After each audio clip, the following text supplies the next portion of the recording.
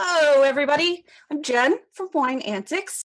If you don't know me already, which some of you may or may not know, because we're moving out to a bigger audience now. We're very excited to be part of the Women's Broadcast Television Network. So, hello, and thank you, everybody, for tuning in here live on social media and then on the network. My name is Jen Nelson. I'm a certified wine lover, as I like to say.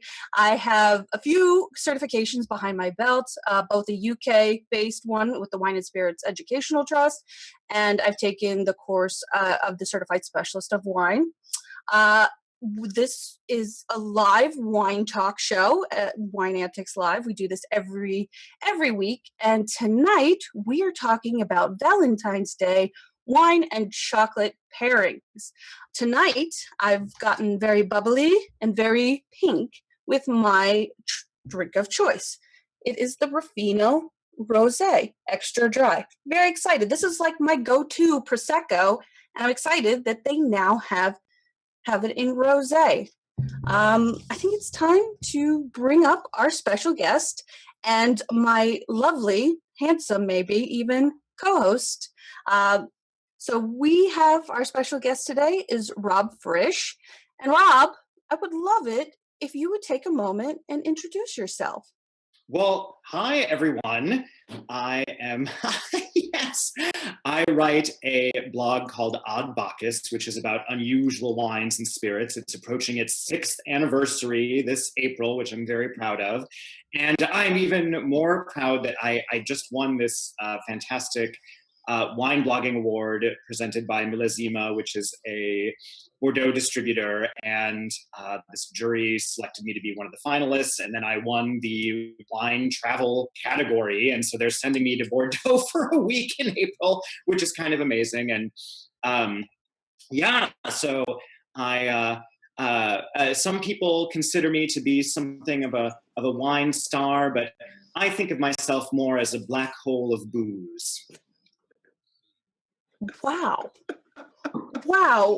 Yeah. Good luck with that, Stub. So the next person to introduce themselves is my favorite my favorite wine lover and co-host, Stub from Cork NV. Well, how sweet, coming up on Valentine's Day. Yes, I'm Stub from CorkNV.com. I'm a filmmaker, I'm a writer, copywriter, TV contributor. Do a monthly segment on TV shows. I do a monthly wine segment in a local magazine in Southwest Virginia.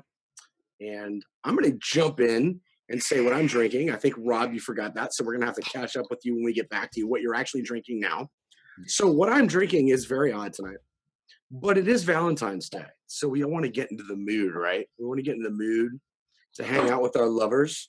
So I'm drinking a sparkling wine. It is a dry rosé out of Michigan, the state of Michigan, and it is called, if you can read, Sex. Perfect. I guess that's at least two of us that are enjoying a little bubbly and a little something pink. It is Valentine's Day, isn't it? So we are talking today very specifically getting everybody in the mood for Valentine's Day with the most romantic pairing any of us can think of, and that's wine and chocolate. I'm going to kick off today's show with my first pairing, and I kind of take a different look at things. Okay, my brand is Wine Antics, and I like to look at the things of what happens when sips happen. And sometimes when life happens, you go to Target, you go to the grocery store on the last day or on Valentine's Day, and you're looking for that last minute gift. Okay, I went into Target, and I found this very delectable pairing of the layer cake Melbic and a chocolate rose. I picked the chocolate rose because, no lie, when I was there was a gentleman that was walking out with 6 of these. So I was like, there's the proof that somebody is going to be using this. So it's a red wine and a Melbic paired with that very waxy yet well-known milk chocolate rose. Wait, so is it a rose Yes. made of chocolate? Yes, you've never seen these? Oh my gosh. Maybe I've never had one though. So but you eat them. I suppose I've seen that, but I always thought they were just sort of decorative. Like I never actually imagined. Does it have petals? It's carved. It's like you know the Easter bunnies and stuff, the chocolate Easter Oh. bunnies. It's exactly like that, and hollow in the center. Yeah, if you try to peel the petals, Rob, I think you're going to get like the very top part of the petal off of there, but not the entire petal. So it's going to be like, she loves, well, no, it broke. So it just from the beginning, it's over. It's just Okay. done. Yeah.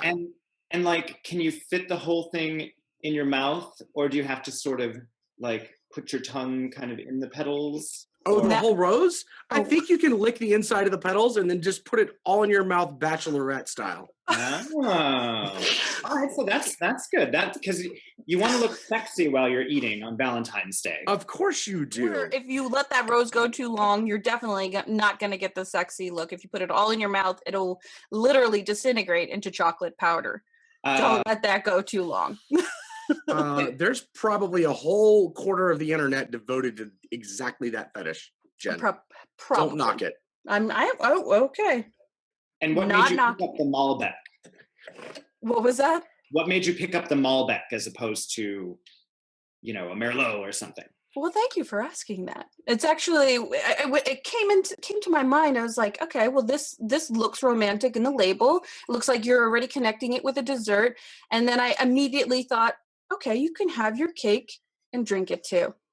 Oh, Why not? It's a well-known brand as well. It's attractive in the label. It's nationally distributed. Red wine can seem a little bit sweet with a milk chocolate, or milk chocolate could be a little sweet by comparison, especially with that Malbec.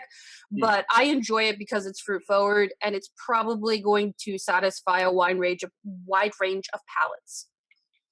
nice. And you can get a pun out of it too. And what's sexier than puns? Nothing, because you know what? My mind is the sexiest thing. A punt, perhaps, Rob. All right, before the puns take us away, Rob, I think you have the Ooh. next pairing, sir. Oh, fantastic. Let's see. Yes. I decided to make one of my favorite desserts, which is port poached pears with a chocolate cinnamon sauce. And God, that picture really does make it look awful. It looks like a couple of kidneys and blood and poop. I apologize for the photo. Right? I mean, look at that. It looks better in real life, I promise. And it's very easy to make. Just if you can't get inexpensive ruby port, just take that crappy bottle of red wine someone brought to your house and you've never wanted to drink it, and just dump it in a pot, add a bunch of sugar, maybe add the whole bottle of wine, maybe like half a cup of sugar, 3/4 cup of sugar, poach the pears 40 minutes, and then in a double boiler, melt some cream and chocolate simultaneously. Add more cream than you think you need. That'll make the chocolate sauce. Ooh, and add some cinnamon. Cinnamon is key. This is a dessert I first had in Collioure in the southwest of France. It was so delicious, I cannot even tell you. And it tastes almost as good when you make it at home. Use Bosc pears. They have very thin skin, so it's very easy to peel. Anyway, so when you make these pears with poaching them in the port or in the sugared red wine, and you can gussy it up, you can add, orange peel to the wine as you poach, but just use the wine, just keep it simple. Then the port, I recommend using a reserve port, which is a step up from ruby, or a late bottle vintage, which is yet another step up if you can find one reasonably. I was at Whole Foods and they had a reserve port for $20, not too bad. Yes, that's the one, Warrior's Warrior. It was $20. And all you really need is a glass with this dessert. And what's great about it is that there's not really that much chocolate. It's mostly pear and the wine. It tastes super rich, but you're not having something really heavy. And then the port, which is very fruity, but very kind of big and spicy and tannic. It cuts right through the chocolate, and it's a beautiful pairing. It gets kind of bigger and spicier. And I think port is one of the sexiest wines you can drink. That always makes me feel like really good inside when I drink port. It is very satisfying at the end of a meal. And with this dish in particular, I think it goes absolutely beautifully. I think you have Stub giggling in the background here. You have Stubbs salivating a little bit, my friend. That was. And you know, I noticed a lot of recipes, they suggest just poaching the pears whole, but that takes longer. If you cut them in half, you can Oh also my core them. Who would ever do that? Why What? would you poach? Why would you poach a pear whole? Well, it looks prettier when you set it on the plate. No, Then I it's understand, but the organ meats and blood. too much work. I don't love It's it. a lot of work. All right, boys, take it down from the pears. I know that we Sorry. all care. All pears matter. Sorry, we're pairing here, Jen. Yeah, We're pairing. You're pairing. Stub, on that note, I think it's Yes. your turn for a pairing. What is my first pairing? All right, so my first pairing is, Rob said, "What is port is the sexiest wine?" I'm going to disagree with him slightly, and I hate disagreeing with the guest and a good friend, but I'm going to say the sexiest wine is the wine you're drinking at this moment. So for my first pairing, what I chose was chocolate-covered strawberries, because who doesn't love pairing chocolate-covered strawberries, feeding these to your lover? So I paired these with a pink rosé champagne. So I am drinking a rosé sparkling wine. It's not technically champagne, but I couldn't resist opening this sex label for our Valentine's Day show. And it is actually very good. I know nothing about the wine other than it's pink and beautiful, but I'm going to try this with a strawberry right here. Watch this. Mm-hmm. Yeah. My heart hurts, girl. This might be getting awkward. You take a rosé sparkling, you're gonna get some of these lighter strawberry type notes in there. I dip these in dark chocolate, not milk chocolate, so you get a little bit of that sting in there, or a little bit of the bitterness from the dark chocolate. I meant to say, but with the brightness of the fruit on a rosé sparkling, but more specifically champagne. And I know I've got a picture of rosé Tatinage in here, and Tat is my go-to champagne all the time, all day, every day. I will drink Tat. Excellent pairing. And imagine feeding this to your partner, the strawberries, and then like doing the intertwined arm thing, sipping the champagne. Nice stuff right there. I'm just saying. Oh, okay. Starting to sweat with sexual excitement. Oh. Are you sure you're drinking bubbly right now and not something else? What's going on here? I think that the rosé champagne, that's such a classic Valentine's Day choice. Of course. And you always feel special when you're drinking rosé champagne. You know, Right. It's kind of pricey, which is good because then your beloved feels special. Yeah. Or, that I think that puts them a little bit more in the mood. I wanted to, I picked this immediately, and I didn't want it to feel like a cop out, but Yeah. every time we're doing something special, we're opening a bottle of pink bubbly, and doing our thing. Like, whatever that thing is, yeah, if it's a less important thing, we're getting a bucket of fried chicken and open up a Blanc de Blanc bubbly, because, Right. But yeah, you're doing something special, you need a little pink in the glass. That's all I'm I saying. think that's absolutely right. It's festive, and Right. it's not something you drink every day. Exactly. Of rosé course. and it's so delicious. And with strawberries, that's such a smart idea to have the berries in there to go with the fruit in the wine. I think that'll be brilliant. Exactly. Well, So thank for you, sir. everybody in the audience, you guys want these gentlemen as your Valentines. For my pairing, which we're going to move into, I've moved to the realistic version at my budget of this the play on what you have, actually, Stub. So it is the Ruffino that I'm drinking right now. It's the Ruffino Rosé in that picture. So that's pink bubbly. It's Italian sparkling wine, which Prosecco is, at a much more reasonable price point than pink champagne or rosé champagne, which is usually about $50. This is about $10 to $12.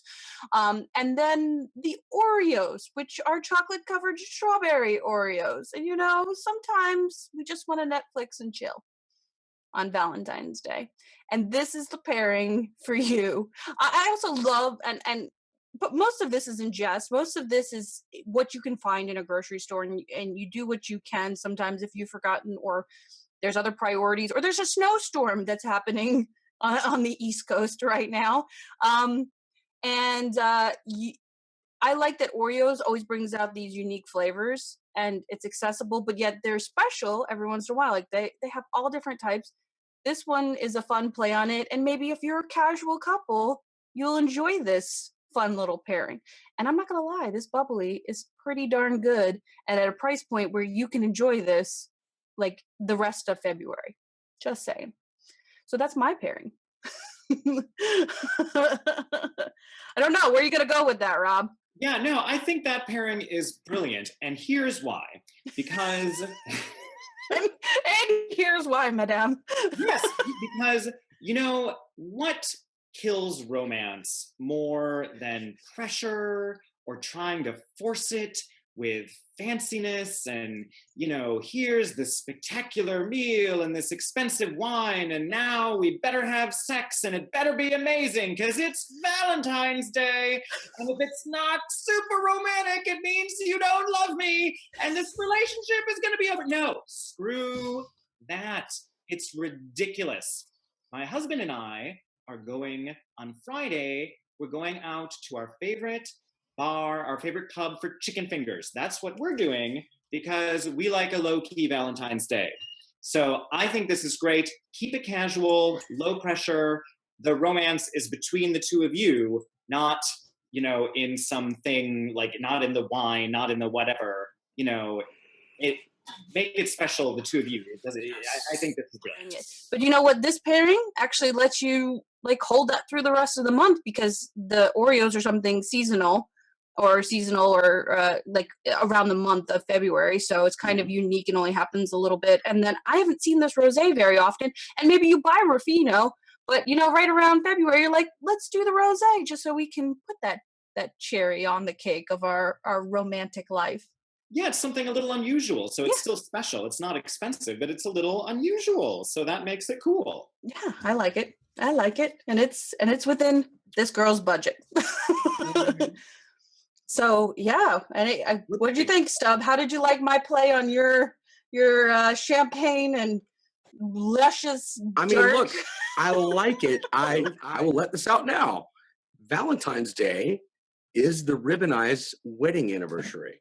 Everybody go, oh, I know, it's adorable. We are also sometimes happy to go grab some Chipotle and come home and open a bottle of champagne with it after the fact and see what happens. All right, I approve, Jen. I would love to hear Rob's second pairing now. Very good. Yes. I paired actually with what I'm drinking right now, which you see I have this red stuff in this flute, which is unusual because it is a sparkling Shiraz from Australia. This is the Chook, which is apparently Australian for chicken. And sparkling Shiraz is not a super fashionable wine. I think you probably will never find it on a restaurant list, but I think it's super fun because it looks bonkers in your glass, and it tastes. I think it's really fun because, like this example, it's dry. It smells like really rich raspberries, maybe a little cough syrup, and then you taste it, and there's lots of dark berries, but then there's tannins, and so it dries up in your mouth, which is a hoot. It's very unexpected, and a surprise, I think, is kind of sexy. And I chose to pair it with something very simple this time, some chocolate sorbet and raspberries. And I really like this dessert, well, for a number of reasons. First of all, if you happen to be lactose intolerant, this is dairy-free because it's sorbet. And or if you're vegan, this is it's again non-dairy, so it's a chocolatey dessert that you can also enjoy. And I really like it. This is a Talenti Sorbetto that I got from Whole Foods, and the Chook Sparkling Shiraz also from Whole Foods. It was on sale for $18. It's usually $20, and so not terribly expensive. And the sorbet, it has a kind of dryness to it. It's not overly sweet, So it's a very sort of elegant adult dessert. And then I think with the berries too, it goes really well with this Shiraz because they both have you sort of they both kind of start sweet but end up dry, and they complement each other in that way. And the chocolate kind of helps bring out the berries in the sparkling Shiraz too. So it's really delicious, but in this very sort of it's a little bit more esoteric, like a little more adult, and so I think that's really fun. And it's easy. Just scoop it in a bowl and plunk some raspberries on there, and it looks really pretty. That's all I did with that bowl that you see in the picture. And you took a very, very beautiful shot there as well. I can't ignore the fact that you win the photography award for this show. How does a sparkling Shiraz taste? It is so interesting. It's such a surprise because the mouthfeel is like a champagne. This particular one happens to be méthode champenoise, so it is made in the same method as a regular champagne. But it is a Shiraz. The fruit is the juice is aged in oak for 3 to 5 years in this case, and so there are the tannins, and so it's like really rich berries, but fizzy and kind of lemony, and then the tannins on the end drying your mouth out. So it's a very unusual, really fun drink. Rob, you were explaining. I've had the sparkling Shiraz, or Shiraz, as our friends down under or in South Africa say, before. What I've found is when I pour it, it gets a little more fizzy and bubbly, though, than a lot of sparkling wines. So I want to ask you that. Like, did you have that experience with this wine? Because it doesn't, like, you get a head on it like a beer that an inexperienced bartender tapped too far from the tap. Did you get that experience with this? And it Yeah, just settled a bit, or it did fizz up actually a little bit more than I expected. So okay. yeah, maybe that is a All right. characteristic of those. I love the pairing, and I love that we have a guest on who actually said, "Hey, sparkling Shiraz, why not? Let's do this thing." I also love your pairing for so many options. Number one, it is chocolate, but it's not a heavy dessert. We've talked about a Right. lot of different heavy desserts. You picked the most light, not. I mean, if you're having a rich Valentine's Day meal, you've gone steak, you've gone seafood, lots of butters, lots of richness. This is the perfect palate and ender. You're just a little fresh fruit, some chocolate sorbet to keep it very traditional, and then something bubbly to just give you a refreshing feel at the end of the meal. Perfect Yeah, pairing. that is such a good point, Jen, because when you're feeling really heavy, you're not going to want to have sex, to be honest. I mean, or at least I don't. Cheers to you. You won't want sex. I love having you on, Rob. I really do. You just I just love it. Like we're all thinking it. And that's what's Right. hilarious. That's why you caught me. You caught me there for a minute because we're all thinking it, but we don't all say it. And then Stub has the product demo right there. See? Right? Wow. Okay, Stub. Before I start crying on camera right now. I mean, the crazy thing is here, the two men on the show have basically alluded to how every woman feels during, for lack of a better term, cheeseburger week. That's why earlier this week, when I was on doing TV appearance, I did a heavy, rich meal and had to pair dessert with it for Valentine's Day. I went with a drink instead of food. So I love that because my last pairing for chocolate is red velvet cake. And I paired that with, once again, Rob, you and I are on the same, we're on a wavelength here. I paired it with Syrah, a Columbia Valley Syrah with the red velvet cake. The fruit there in the soil, you end up getting this, it's such an almost indescribable earthy and creamy that come together once you age the wine in oak for even a minimal amount of time. And up on the screen here is Fielding Hills, which is my absolute favorite Columbia Valley winery. They make amazing Syrahs, Cabs, blends, Merlots. If you think you don't like Merlot and you taste a Fielding Hills Merlot and don't like it, you send me an email and I will send you a refund for that bottle personally, because they will make you a believer in Merlot, because Merlots do not suck. Screw that guy who wrote a movie a couple of years ago. He didn't know what he was talking about. Merlots can be amazing. Yeah, we all got comments for this because everybody Sorry. knows red velvet. I mean, who doesn't know a red velvet cake? And who doesn't think about that red, that denseness, that chocolate, that texture to complement a Valentine's Day dessert? And then I like, again, the Melbic that I picked, and the Shiraz, the bubbly Shiraz, and then the Syrah, all very fruit forward, and very palate pleasing across the board, which you have to think about that. Whether you're in a new relationship or whether you're in an ongoing relationship, palates change. You may not know the person. So picking something that's smart, but very palate pleasing across a wider spectrum is always a good way to go for Valentine's. I made red velvet cakes last week. They were a little more dense than I wanted them to be, but they were still delicious and beautiful. So, what I'm saying is take your lover as you find them, because it's Valentine's Day and it's the day of love. That is Okay. good advice. That is beautiful. That is a beautiful sentiment. That deserves to be on a Hallmark. It's going to be a little heavier. Sometimes, they're not going to be as light as you want them to be. Right. And we still love them. I've been in the same boat. I mean, every 3 to 6 months, I'm in the same boat. I mean, come on. You think I'm not going to drop 10 pounds going into spring? I'm going to lose a couple of pounds once March hits. All right.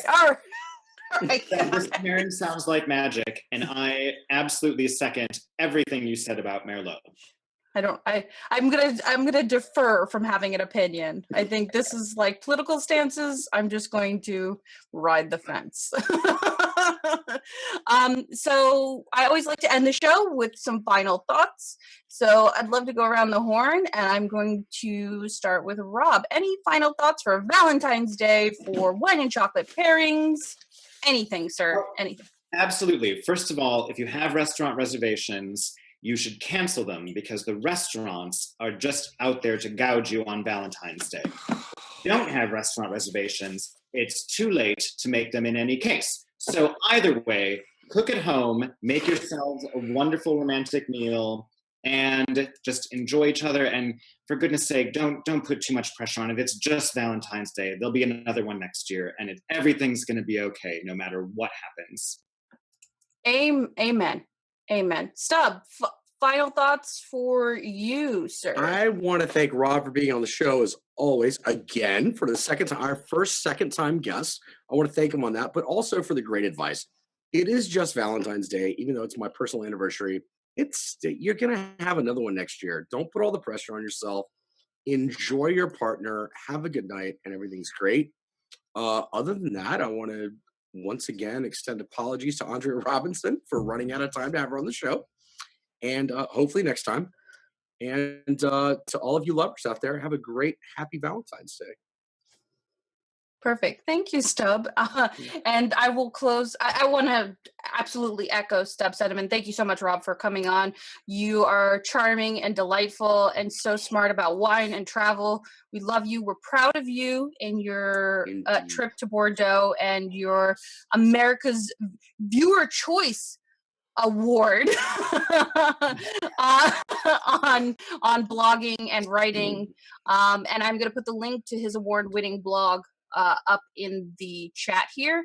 I want to remind everybody to stick around, because at the end of this, I'm going to drop the link for the after party and talk a little bit about the next week's show. Thank you again, Rob. We'll see you soon. Next week's show, we have Patrick T. Cooper. Like I mentioned in the beginning of the show, I'm very excited to talk with him about fashion and wine. Thank you so much for joining. Thank you for the comments. I did see them. I love you guys so much, and I hope you guys have an amazing Valentine's Day.